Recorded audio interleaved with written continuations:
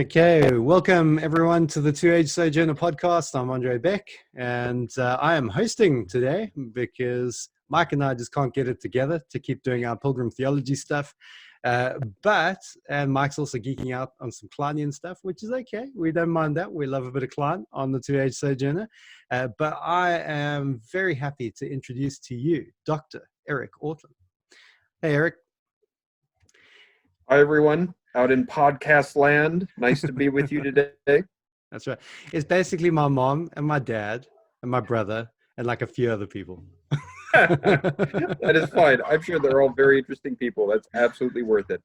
That's good. Now, just to say that it's my holiday. I'm on half term, on a break for the week.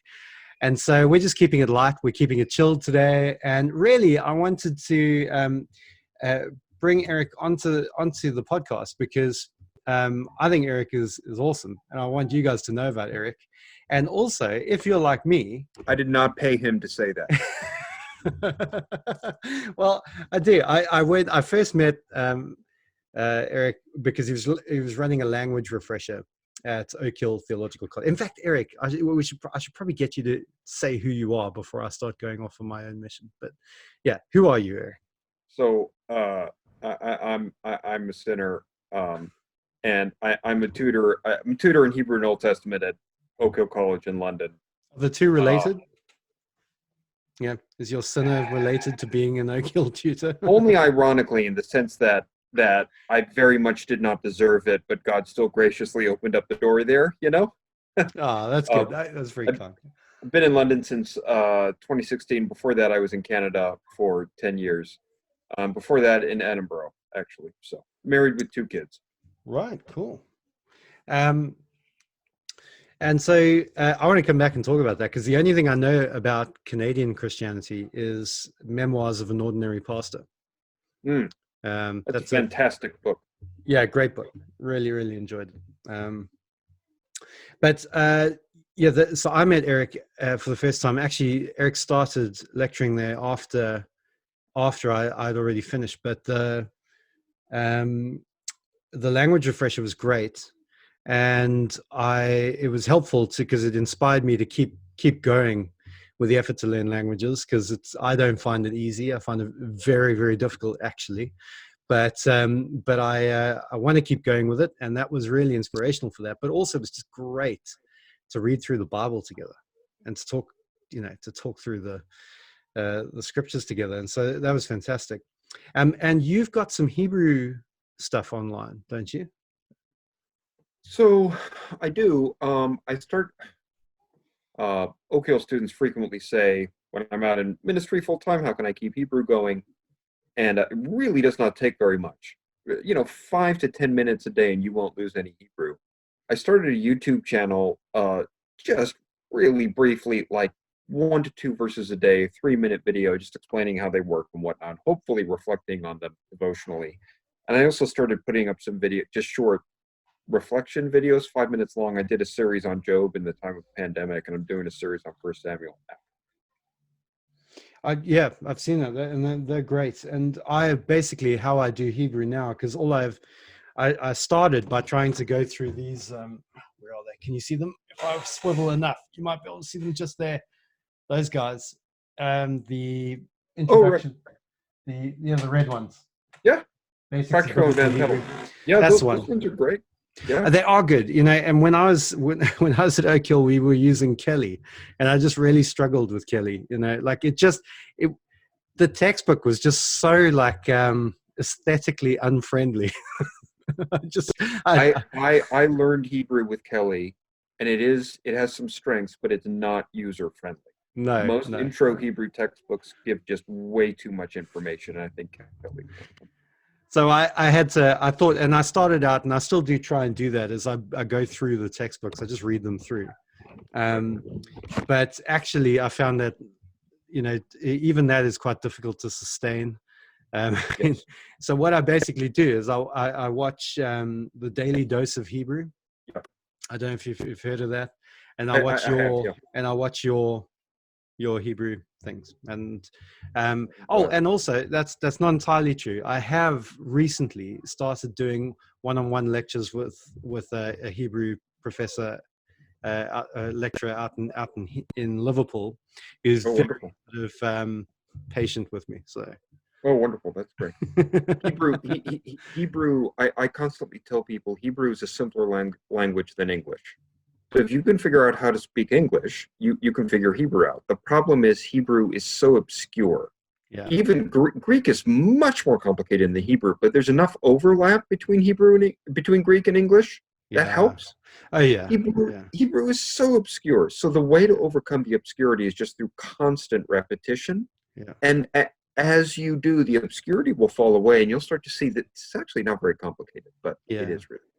yeah, yeah. I mean, the Andre, thing forgive that me. gets I'm just me. going to move. I've got my laptop on my lap right now, and the screen keeps jiggling. I'm just going to move so that it doesn't. It's bothering me. I don't want to give anyone whiplash if they're watching Yeah, this. I'm just going to we put it get on a bit of full screen. motion There, sickness. that should help. Okay. Yeah, great. Oh, it looks good. You look great. The So how did you get into, like, okay, so because I get that some people just have an affinity for languages. Is that you? Do you have an affinity for languages?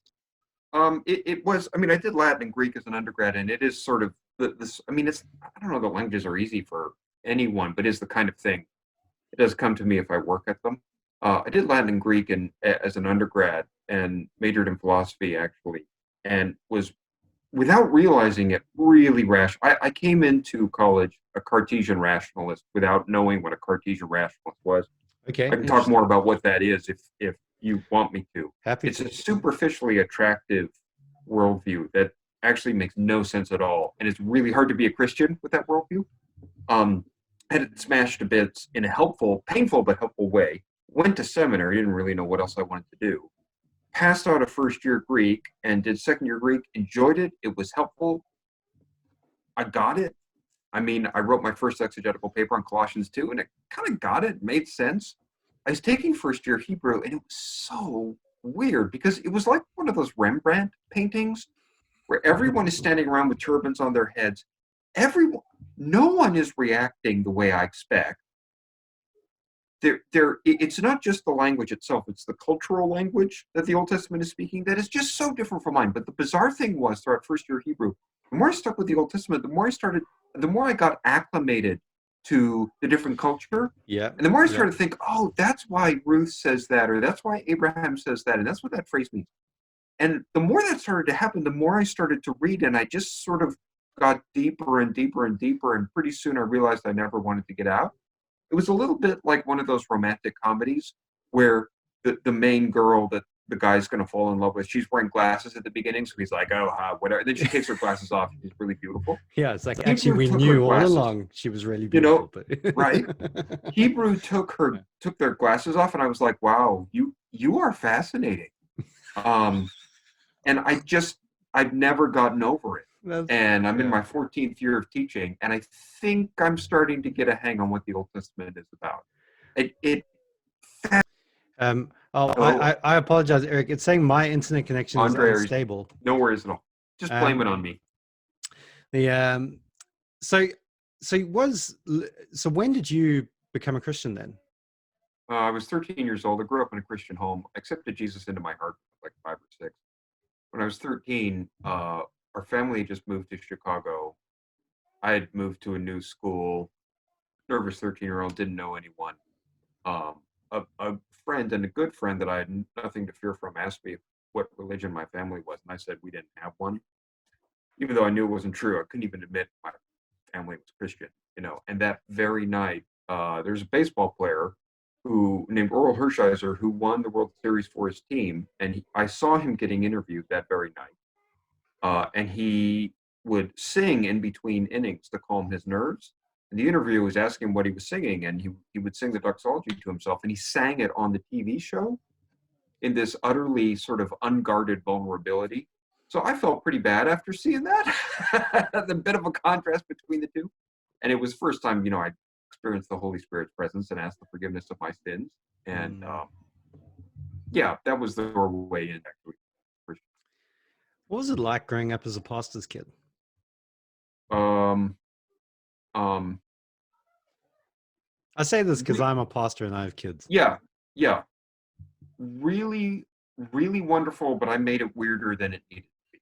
Yeah. Wonderful because my father, my father grew up as a pastor's kid. His father told him repeatedly and explicitly he didn't have any particular expectations for him. He didn't have to grow up to be a pastor. He could do whatever he wanted with his life. The only expectation was, from my grandfather to my father, do not be a mediocre Christian. Live 100% for the Lord. Whatever you do, unambiguously, you are living for God, trying to be a blessing to other people. Whatever it is you do with your life. And that's what I got from my father. That's what I've tried to say to my kids. Mhm. I'm really happy with you, whatever you want to do with your life. Just don't be lukewarm toward the Lord. And that it's really the sense that I am failing someone's expectations is a horrible, horrible feeling. Yeah. And for my father to say, I don't have particular expectations for you, except that was really wonderful. My own legalistic tendencies and my own, Isaiah 6 sort of incomprehensions before God's utter graciousness to me meant I interpreted Christianity in a moralistic way, and I made it a lot more difficult than it needed to be. So if it was at all difficult to be a pastor's kid, it was of my own doing. My father didn't make it. My father handled that really. Yeah, There that's are good. That's good advice. That's interesting. Yeah. there are those weird conversations you get where you realize people think you're like special somehow because you're a pastor's kid. That's weird. You probably had the same. I never really knew what to do. So, was that true for you, Andre? Well, I don't know. I actually think. I mean, the more I think about my kids, the more I think about how graciously they behave in lots of ways. I don't feel like anyone in my church is putting any pressure on my kids at all. That's wonderful. I think that I don't know if that's their experience of it. I haven't. They're still a bit young, I think, to feel the pressure of that. Right. My oldest is starting to come into that age where he'll be more and more self-conscious about it. But I think on the whole, not so much. Actually, I've really been because it can happen not only with kids but also with wives. Pastors' wives can also have a lot of pressure put on them to fulfill certain expectations of what a pastor's wife should be. And Liz hasn't felt that so much. I'm so glad. So yeah, but it can be a real problem. I think generally though, I've never actually been to America, but this is just basically what I've gleaned from media. Okay. Yeah. Is I think that there might be a slightly stronger assumption that's made about pastors' kids becoming pastors themselves in the States than there is in the UK. I don't know. I mean, like I say, that's not grounded in any first-hand experience. That's just me looking at what I see on television and on the internet and saying, I think that may be the case, but I don't know. I don't know. Like I say, my church has always surprised me in lots of ways as to like how graciously they respond to things like this. Lots of good ways, right? Lots of good ways. Yeah. I mean, I was really like, it's a traditional church, it's a conservative church.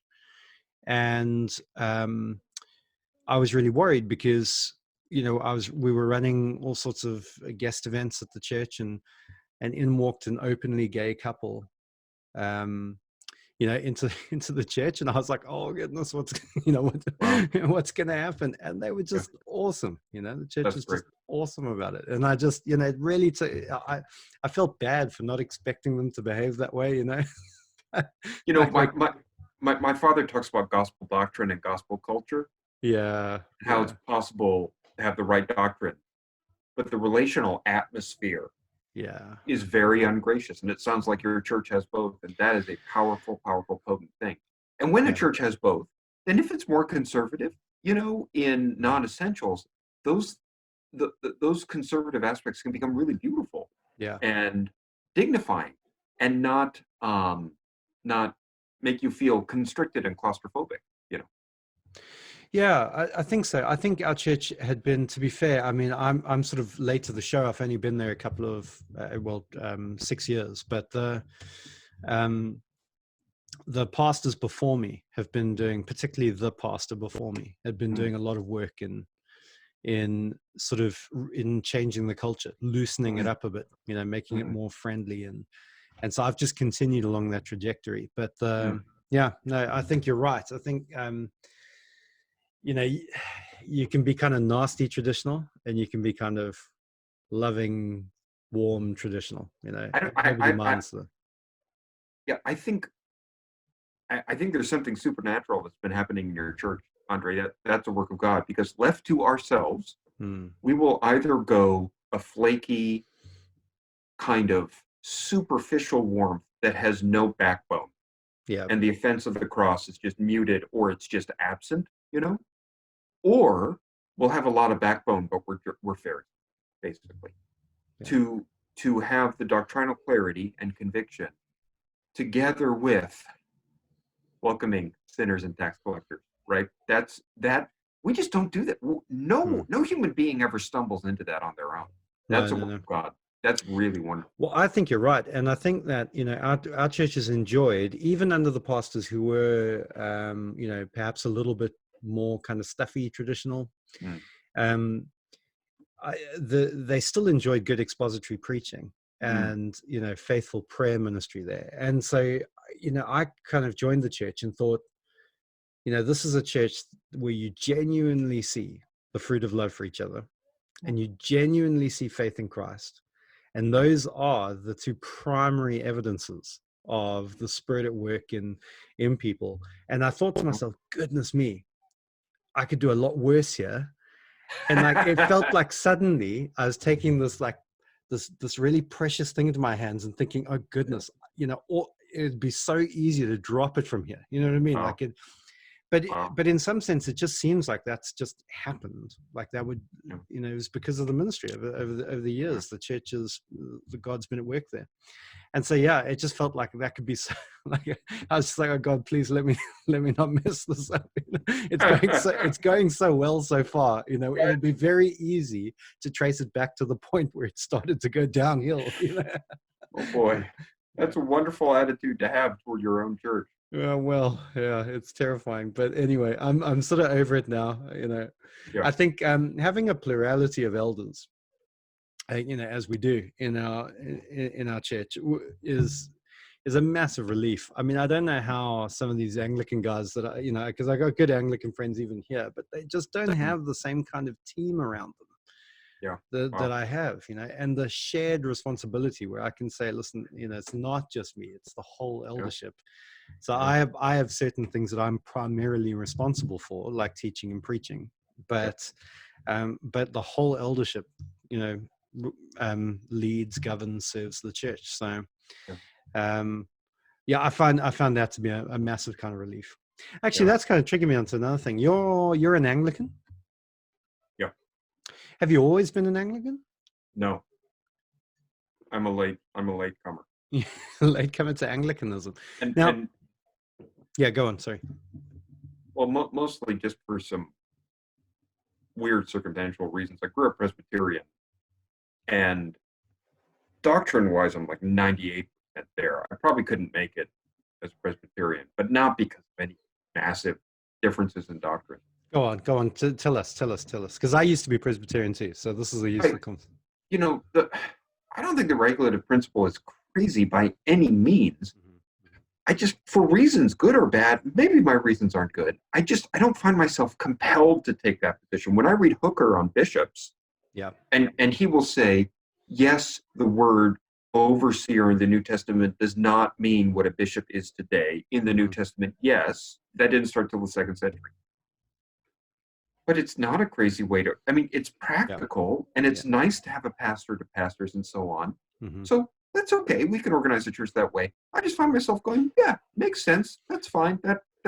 They're just ecclesiologically, there are things Hooker will say that aren't very Presbyterian that I jive. But it's not because I look at a Presbyterian form of government and I think, oh, that is just such a terrible way to. I get the appeal. I understand that. I did struggle, you know, because they follow the kind of Westminster rules of debate.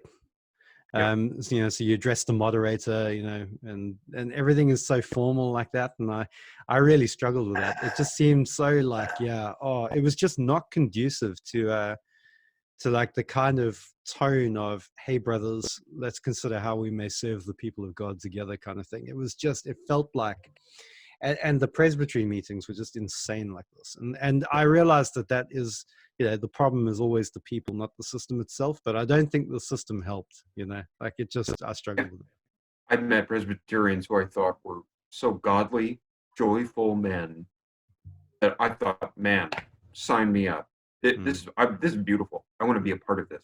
But I found that there's a certain sort of mindset that goes along with conservative English-speaking Presbyterianism, which is not bad. In God's hands, it can be a beautiful, powerful thing, but it's not really one I have. And there's certain sort of church cultures that accumulate and accrue in certain denominations that aren't bad. I would never, it just seems like Galatianism all over again to say a church can only have one kind of culture. You know what I mean? But I just found Presbyterian meetings like there's no atmosphere in the room.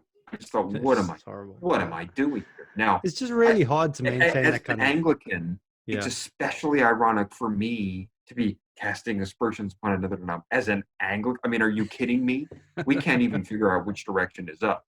But just in terms of where I fit, I just narrowly missed the boat on being a okay. I am. I assume your experience was similar, Andre. Yeah, it was. I mean, I did a 2-year apprenticeship at St. Helens Bishopsgate, which is obviously a Church of England church in the UK, and very, very thankful for it. And there, they obviously encouraged all of their apprentices to consider going into Anglican ministry. Now, I think I was from a Presbyterian background, like I said, it kind of transitioned. I was charismatic initially, and then I went Presbyterian, and anyway, carried on like that.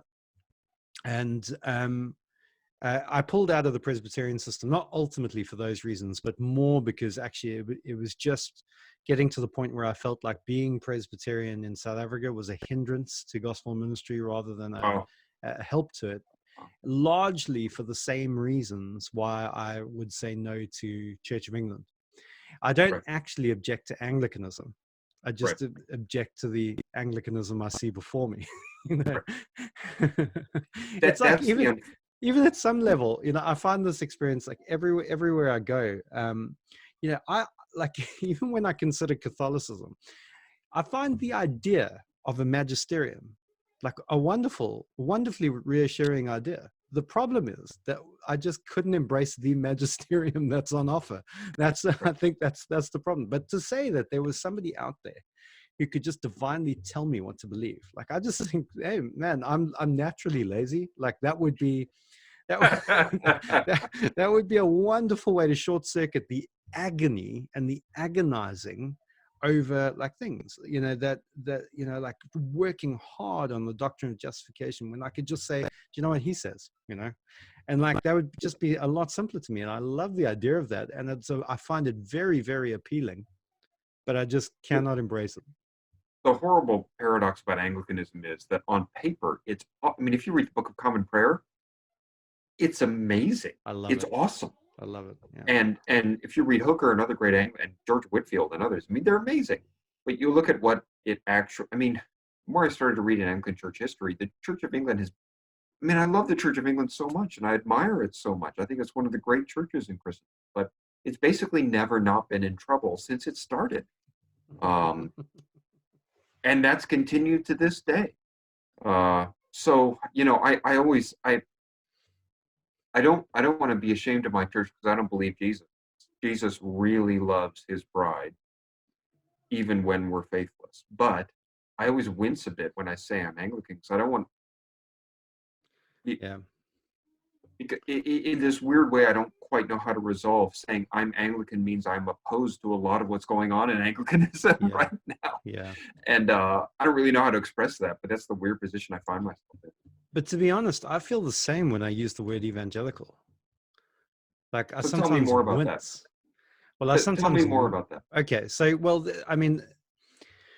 And so a while ago, I had the odd experience of being in a room of clergy. Okay. And the only one in the room I could relate to was the Roman Catholic priest.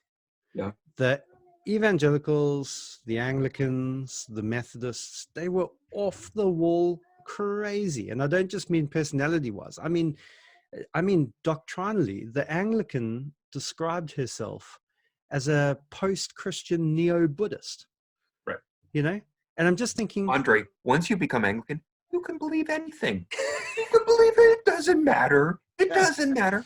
And actually, if you really believed what Anglicans always believe, that would not be true. But there's a weird incoherence. you can't like sometimes you get blocked from going into the system. I've got friends who got battered out of ordination because they were actual Anglicans. That's right. Andre, I don't want to interrupt you. I want to hear more about this from you. But the complication of the human heart and our idolatrous hearts means that all the good things God gives us, like denominations and meetings and synods and Presbyterian church culture and so on, all of which could be really beautiful, good, life-giving things, we find ways to make them destructive things and things that choke the life out of it. And it doesn't need to be that way. And then we have these bizarre experiences. When I was in seminary, I was working as a security guard, and most of the security guards there were other seminary students. The company went through a shift, let a lot of us go, and they hired other people. I had an easier time relating to the non-Christian security guards than I did the seminary. I found them easier to talk to, even though they weren't Christians. And you think I have more in common with the other Christian seminaries. That's the weird paradox of the idolatrous human heart. But I interrupted you. I apologize. Please. No, continue. I think that's it in a nutshell. So, it was that experience that first made me think, hang on a second, there were other evangelicals in the room, but actually their whole view of the gospel of ministry of Christianity was just, if I'm honest, it was further away from me in lots of ways than the Roman Catholic was.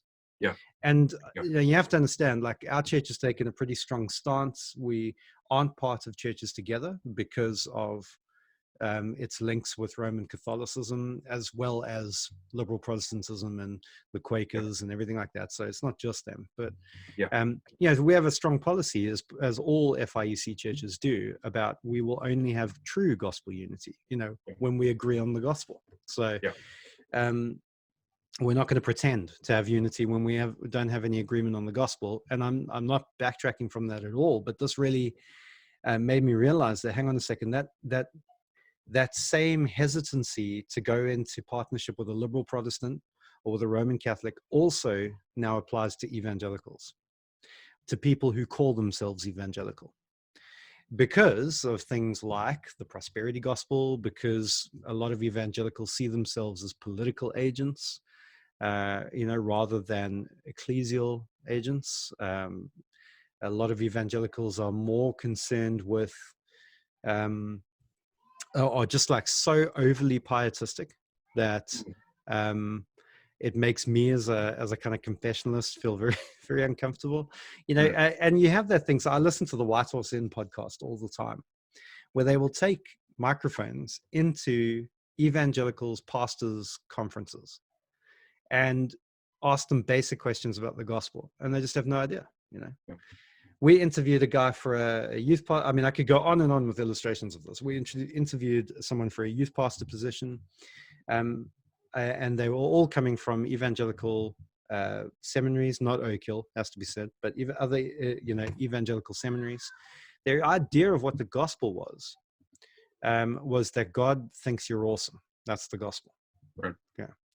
Now, like, I guess with enough caveats, you could kind of make that work.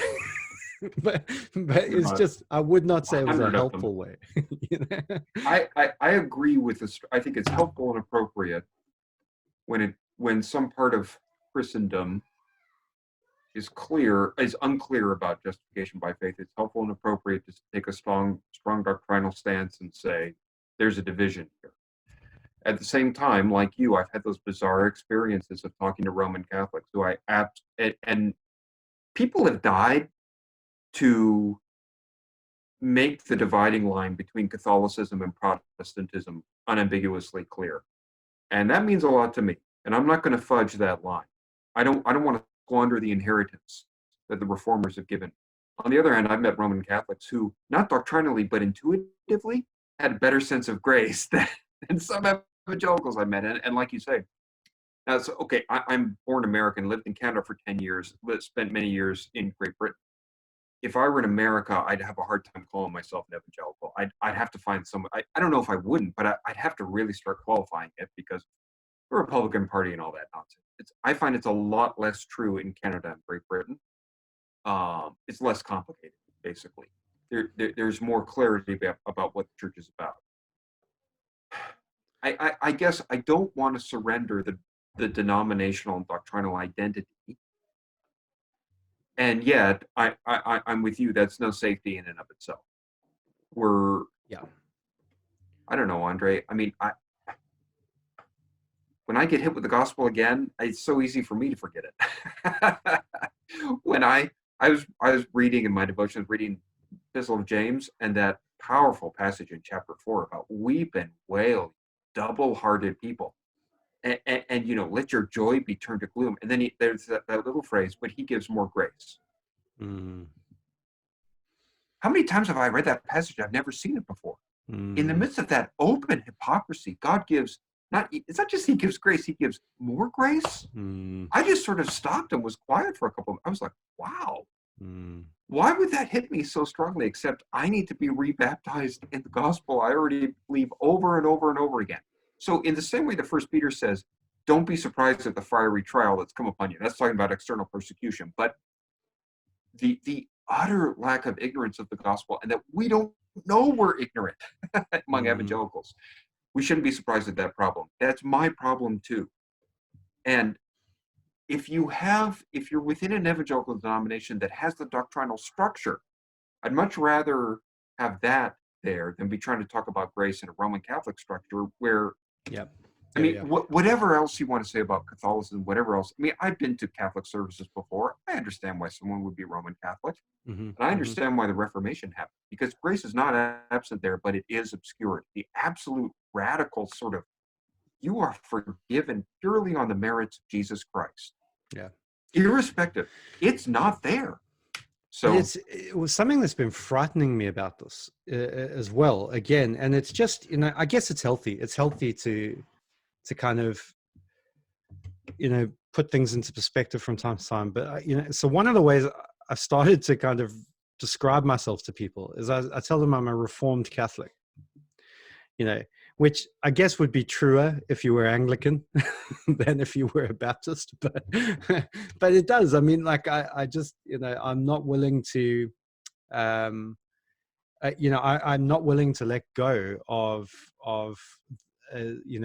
every tradition just because Roman Catholics did it, at some point, or to not read the Church Fathers because they hadn't discovered, what it meant to be a Baptist yet. Now, Andre, you're not the first person I've heard to describe themselves that way, but if that becomes a denomination, you get a journal published and it gains some momentum, then more people will start to see that and say, well, I'm not a Reformed Catholic, because more weirdos will show up. That's right. You know what I mean? Yeah. This is the weird paradox about church life. But I've been starting to get proper freaked out though at some of the works coming out of Orthodox Presbyterians, Orthodox Reformed institutions and pastors that sound to me just like Roman Catholicism. And then I've also been speaking to, or not personally, but been interacting, listening to I did a bit of a deep dive into Catholicism over the last couple of years, just because, the longer we take this stand on churches together, the more pressure I'm under. And I thought I need to understand the other point of view so that I actually know what I'm talking about, right? So that's what, and I kind of had an idea, but I'd always read about Roman Catholicism from Protestants. You know what I mean? So I wanted to read Roman Catholicism from Roman Catholics. So I've been listening to Roman Catholic apologists, and I've been reading Roman Catholic blogs and listening to Roman Catholic lecture series and all this, and I've learned a hang of a lot from it. But the one thing that has been slightly disorienting is I've also been reading guys like Tom Wright, who obviously with the new perspective on Paul, there's a lot of questions that come out of that, and I'm not a huge fan. I think it does basically sound like Roman Catholicism, but also closer to home from like Westminster, Philadelphia, there've also been guys writing out of those sorts of networks that have really unnerved me with the level of, or the emphasis they put on works. In fact, it's not just Westminster, but have you ever read Piper on justification? On final justification Yeah, specifically? there may be some eccentricities there, possibly. One of the reasons I'm not Roman Catholic Yeah. is Andre, maybe you don't agree, I don't know, but my sense is my struggle to find a church I'm really comfortable in. My sense is that the extent to which I try to make my home in the church and not in Jesus Christ Yeah. Yeah. is I'm going to be unsettled and constantly sort of thrown around on different ways and feel constantly homeless. Yeah. The church is the most bizarre, paradoxical institution you can imagine, because without God's constant help and a constant rebaptizing in the gospel, we turn into our opposite. Mm. We turn into the opposite of what we're supposed to be. And Andre, I'm not disagreeing with you, but I guess I've found that if I just think, well, okay, I'll become Anglican or something like that. Yeah. Yeah. Similar sorts of problems follow me everywhere. The church is a kind of eternal present tense where on Sunday morning, Jesus Christ is proclaimed, the Holy Spirit works, God's word is opened, worship happens, fellowship happens, and the miracle happens. And the life of Jesus Christ and the body of Jesus Christ actually happen. And then I sort of lose it. And I need to somehow get back to it again. You know what I mean? And to whatever extent the institutions can remain subservient to that, they're good. Yeah. It's just so easy for them to start to exist for their own sake. And things just get. Yeah. And there are Presbyterian versions of that and Baptist versions, and Roman Catholic versions, and Anglican versions. And I guess I'm not willing to surrender on the value of reform, of evangelical identity that comes out of the Reformation, the Great Awakening, fundamentalist modernist debates. I'm in that stream and I'm in that tradition. I want to read the church fathers too, and I have tried to do that. Yeah. And yet that's my heritage, and it's a good one. But it's no refuge in and of itself. And it's so vulnerable. And what's the word for breakable? Fraggable, fracturable? It's it's so easy for it to turn into its opposite. And it's constantly doing so unless God saves us. I don't know. I mean, this is where the Bible is really helpful. The Bible is one of the great anti-religious texts of all time. I wish more atheists would read it. If you want a sustained critique of religion, the Bible is the first place to go. Yeah. Yeah. If everything we're talking about and the way God's people take the means of grace, whether under the Old Covenant or the New Covenant, and we twist them around and they become blocks to God. We're really good at doing that. I'm really good at doing that. And if I get off and found my own denomination, I'll just perpetuate the same problem. Yeah, same problem, exactly. And I feel like, I feel like that has been the problem, especially with, nonconformist evangelicals, is just constantly separating and pulling away and pulling away and pulling away, which leads to just like this massive fracturing. But at the same time, like you said, the real value of any kind of church is actually what happens at a local church on a Sunday morning, and so, in one sense, actually, I feel like creating denominational structures, though there's always pros and cons, that's not where the value is found. So being an independent local church is really it's what happens at the local church level that brings value and meaning, not what happens at a denominational level. But at the same time, I think the problem with being in a kind of independent local church setting is that you do just feel very cut off, and not it's not like you're cut off relationally, because I have plenty of other FIEC buddies and whatever. That's not the issue. The issue is that you're cut off from a sense of the family tree, I think. If that makes sense. I think, I don't know what this is. I've always felt like a bit of a nomad, in some ways, South African living abroad, but even in South Africa, I didn't really feel like I was at home there. So I always felt like a bit of a nomad. And church wise, I guess I found myself sort of the strong impulse sort of growing and growing to try and find a kind of identity, a place within the Christian family tree. And kind of the Reformed Baptist part of the family tree is just so far from removed from the original trunks that it's sometimes a bit unsettling. Mm. But then again, if you look at it from the perspective of what's happening at a local church level, then there's quite a lot of unity between your evangelical Anglican church and your evangelical Baptist church. But I think I guess sort of bring it full circle, the word evangelical does need to be qualified somehow, so you could talk about being a liberal evangelical, and that just all I hear then is liberal. Or you could talk about being a reformed evangelical, and what I hear then is reformed. Yeah. And I think so you kind of wonder what evangelical is adding at this point. And then you talk to Lutherans, and they're like, yeah, we're evangelical, you're not. And I'm like, well, what do you mean by that? Of course we're evangelical. And you're like, well, what does it mean to be evangelical? So I'm like, well, inspiration of the scriptures, and need for personal faith and conversion and all that. And he's like, well, that's not what it means to be an evangelical. An evangelical is someone who believes the evangel. Yeah. So talk to me about your evangel, and I'll talk to you about being an evangelical. And I'm like, wonderful. And then you look at Lutherans and you think, man, they believe in baptismal regeneration. So what is going on here? Yeah. I was in a martial arts club, and stick fighting was part of the curriculum. And I was told, when you're holding your stick, you got to hold it like you're holding a bird. Hold it too loosely, it's going to fall out of your hand. You grip it, your arm is going to get really tired. You can't do it. You have to hold it loosely. And actually, that's the best way to hold on to it. I'm not willing to, I just don't believe people when they say evangelical identity is incoherent or bad in itself. I think the tradition coming out of historic church, Reformation, Great Awakening, fundamentalist modernist debate, Billy Graham, and so on, I think that's a coherent tradition. But I think I really got to hold it lightly, and it is so easy for it to be corrupted. I think it makes sense. It's where I'm at, and I think it's a beautiful expression of the evangel. I think it's the best one out there. But boy, is it easy to turn into something ugly, and we see that happening in my own country in all kinds of ways.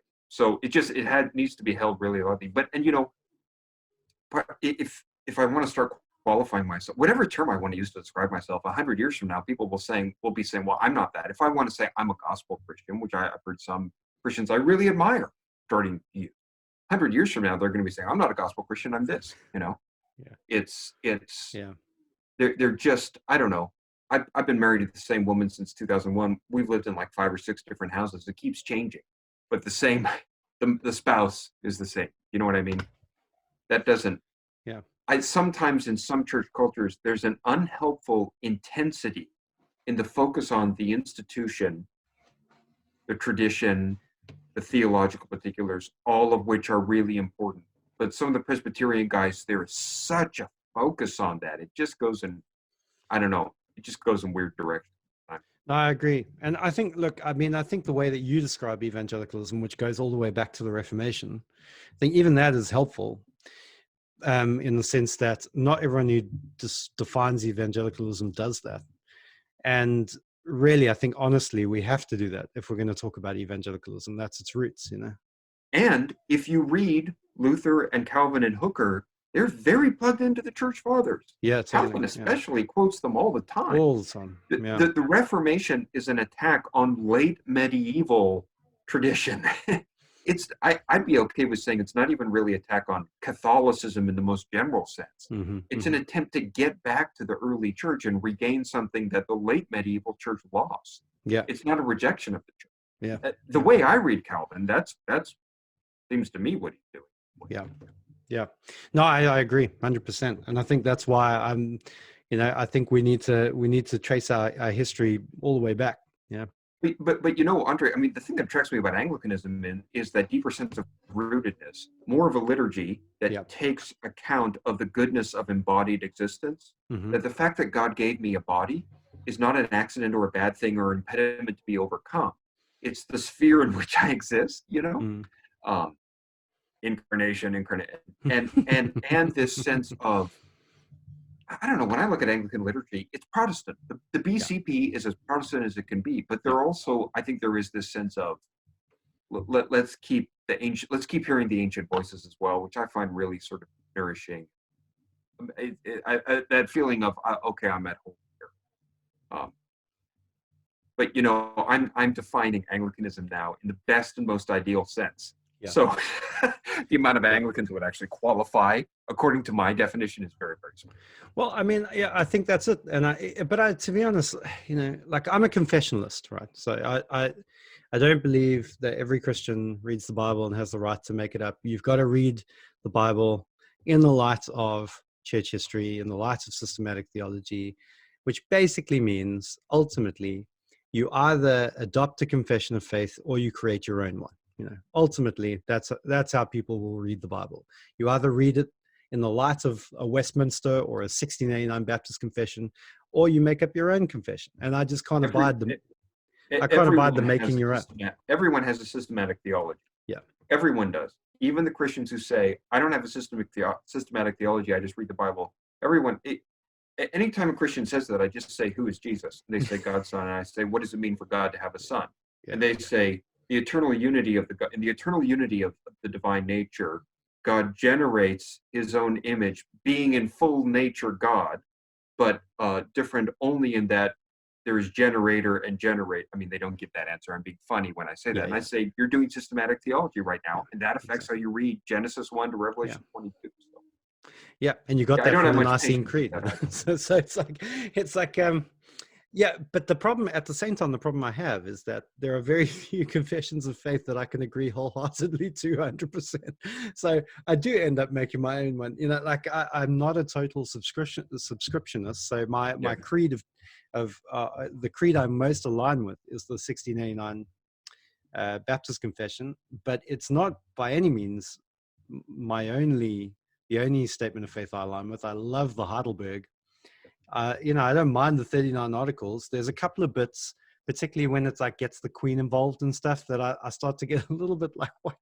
You anarchist! Yeah. You anarchist! Yeah, no, I just can't. Look, I've sworn allegiance to the Queen because I became a British citizen. I'm okay to do that as a British citizen, but somehow, and I guess this is the whole two kingdoms thing, when I'm submitting to a kind of secular ruler as the head over an ecclesial body, I don't like it.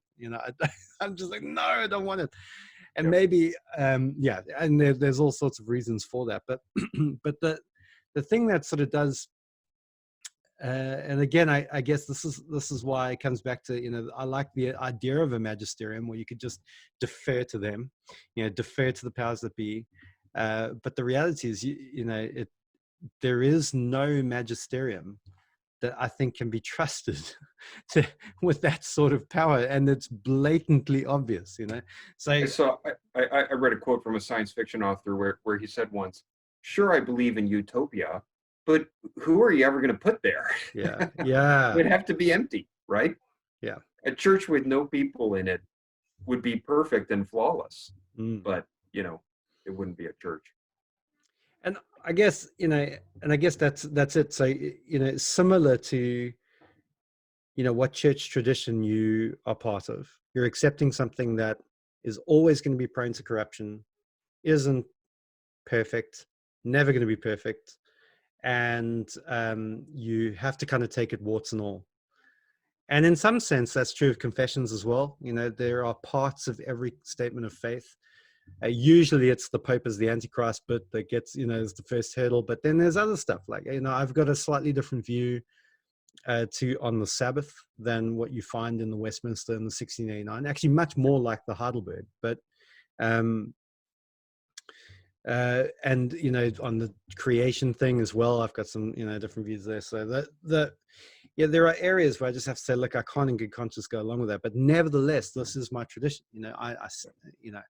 And I guess with churches as well, you've got to see that you've got to look for where the value is, and like you say, the New Testament always points the value or directs us to the value that is Christ himself, that we find through the preaching of the word, through the administering of the sacraments, through the gathering of the local church.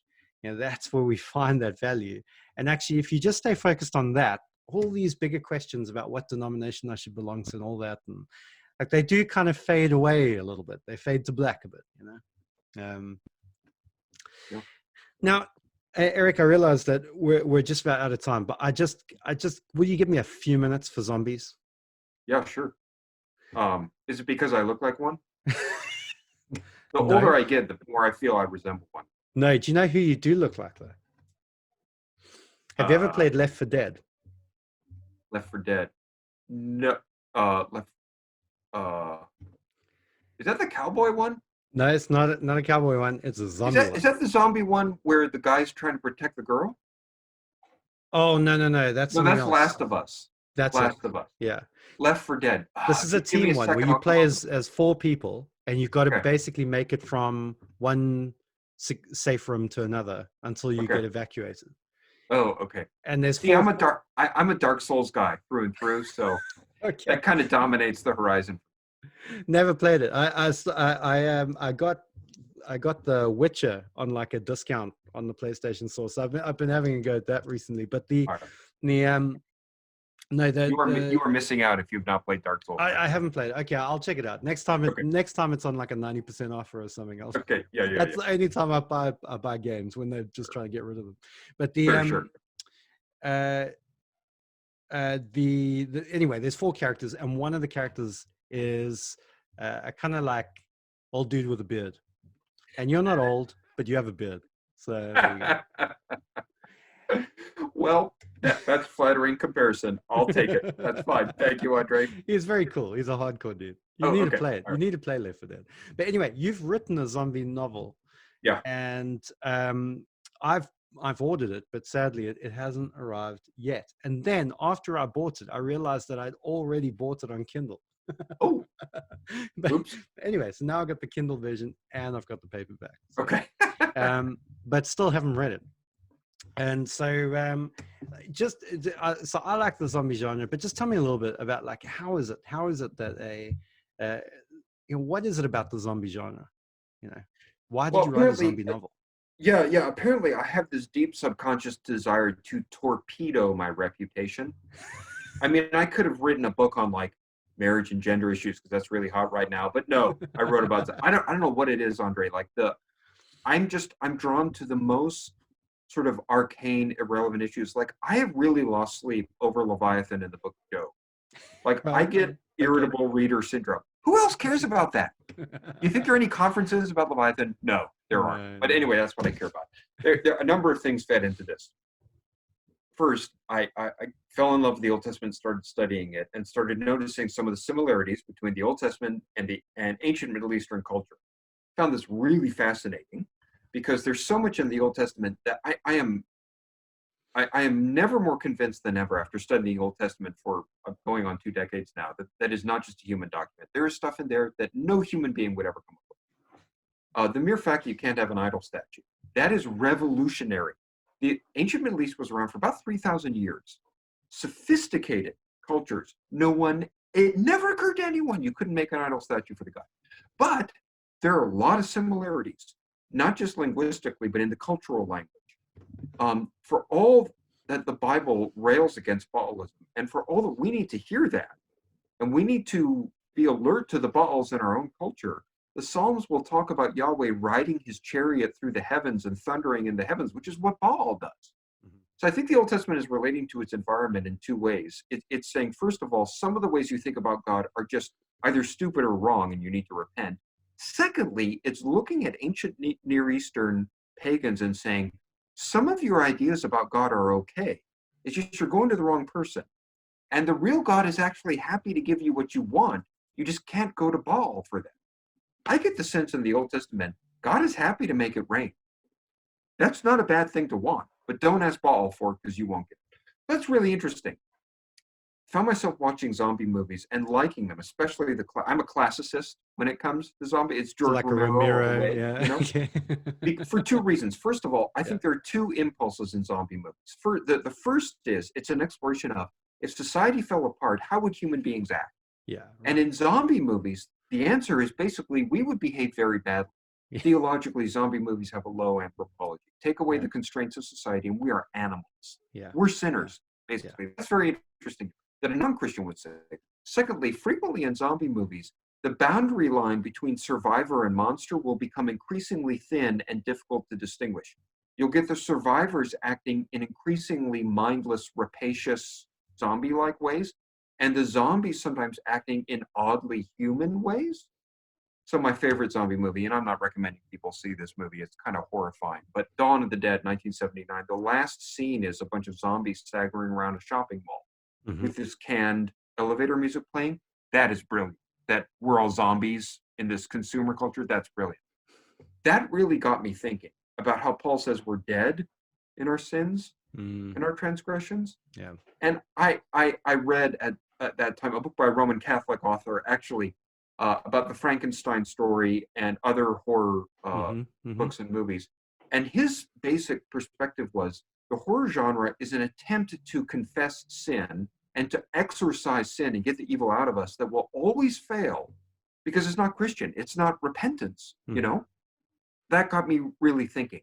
I wonder to the extent zombie movies are an attempt to recognize something about ourselves that we cannot bear to admit. It's an attempt half consciously to we identify with the monster and we say, I am I walk around and I eat and I'm a convincing approximation of a human being, but inside I am dead. And I Mm. consume and I consume and I consume and I am still unfilled. I'm the zombie. And at one level, in zombie movies, we're half consciously asking, can I survive my own zombie nature? Mm. And for most zombie movies, the answer is no, you can't. They end with the zombies overwhelming the survivors. And that's an honest answer. So when I watch a zombie movie, I feel like a non-Christian friend is saying to me, you know what, Eric? I walk around and I talk, but inside I am dead. And I just Mm. eat and eat. I consume and I consume the people around me too. And I'm never satisfied. And if a non-Christian friend said that to me, right away I would say, let's have coffee, my treat, and I'm bringing my Bible.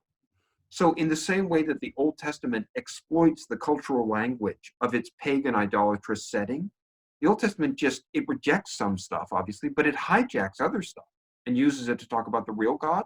Mm. Um, I want to do the same thing with my own pagan idolatrous setting. So I Right. wrote a Yeah. zombie novel that is a novel, it's not a sermon. But toward the end of the book, one of the characters, who is not a human being anymore, says to the main characters, will you lay aside this life of living death and for true life? And that's about the clearest I can say the gospel within the framework of a Yeah. fictional Yeah. device and not a sermon.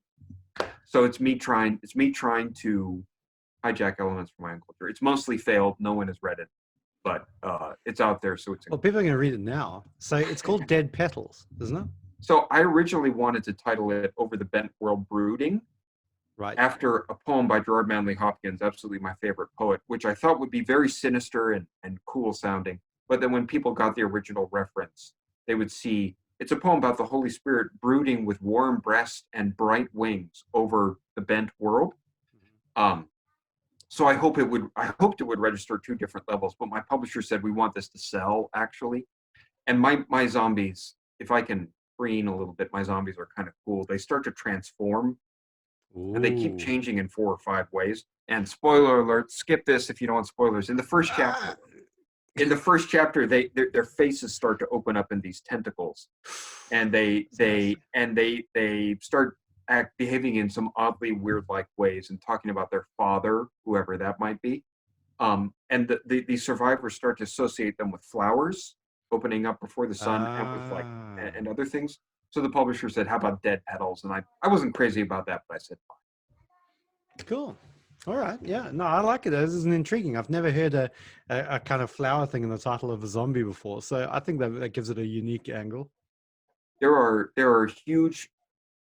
When I look at the way the Old Testament interacts with its pagan idolatrous environment, I am shocked by the radicalness of the way it pushes back Yeah. and the extent to which it just takes stuff over. Mm. My sense is that the church in the 21st century Western church, we could be more radical in the way we hijack stuff. Yeah. And we need to be more radical in what we reject. Mm. We need to more clearly and defiantly reject the idols around us. And we also want to say, listen, if you're turning to our current incarnation of the sexual revolution for personal fulfillment is not a bad thing. There's a real God who would love to give that to you, but you've got to die to yourself and take up your cross to get it. I think we could be clearer in saying that. I think especially in the horror genre, there are huge resources to talk about the gospel, because action genres, action movies, they tend to be more optimistic and have not so much of a low anthropology that we can save ourselves, so we have a hero, you know? Although there are still some interesting Christ figures in action movies. The horror genre is the one, I mean, so many horror movies I just don't watch because they're just disgusting and repulsive, you know, I know that. But it's the one genre most willing to say evil is a real thing. We cannot defeat it on our own. Yeah. And there are bigger powers out there that are bigger than human beings that we can't resist. And that's true. Yeah. Even if it's not always understood very well. Even and however much sin there is in the horror genre, that's true. And that's a great place to start a conversation with a non-Christian. So for anyone listening, if you got friends who like zombies, give them the book. It may be. Yeah, cool. That's great. So I think two things to go away and check it out is the book. Get it? Yeah, I think it's on Kindle. It's definitely on Kindle. I didn't know. If you go on Amazon, it's on Kindle, and you can get a paperback version. You can get a paperback version, so that's Dead Petals. But also, there's if you're interested in keeping a Hebrew up to date, there's also your YouTube channel, and it's just it's Eric Ortlund. If they search for Eric Ortlund, yeah, I've actually got two YouTube channels because I'm kind of schizophrenic, and one is just Hebrew and biblical stuff, and the other is poetry and short stories and stuff like that. Oh, okay, I didn't know that. Yeah, cool. So probably both will show up, but it'll be easy to tell which. Okay, cool. Yeah. That's awesome. Thank you so much, Eric, for taking the time, and it's been great to hang with you. Thank you, Andre. Thank you very much for having me. It's always a pleasure to talk to you. And just if anyone is curious about more or wants to continue talking, just shoot me an email. I love talking about it. Great. That's awesome. And yeah, also Eric is very kindly helping me out. I'm doing some daily Psalms for my church as a kind of lockdown thing. We're just meditating on a Psalm, and Eric's helping me out with a few of those. We've done 2 so far. And so you can catch those as well. They're great. My church loves Eric already, so they're getting ready to fire me and hire an Anglican to be a Baptist pastor. So that's the. I'd be totally open to that. Thanks, Eric. Yeah. Okay. Yeah. I did not mean it that way. No, cool. Anyway, well, thanks, guys, and I'll see you again at some point. With Eric, if you're open to it, I'd love to have you back to maybe hone in on some of the things that we've touched on today, but it's been great to hang out with you. Absolutely. I'd love to do that. Thanks, Andre. Thank you for having me. All right. I got to work out how to stop recording yet. 1 sec. Where's the stop recording? But there we go. Stop recording. Okay. Right. That's it.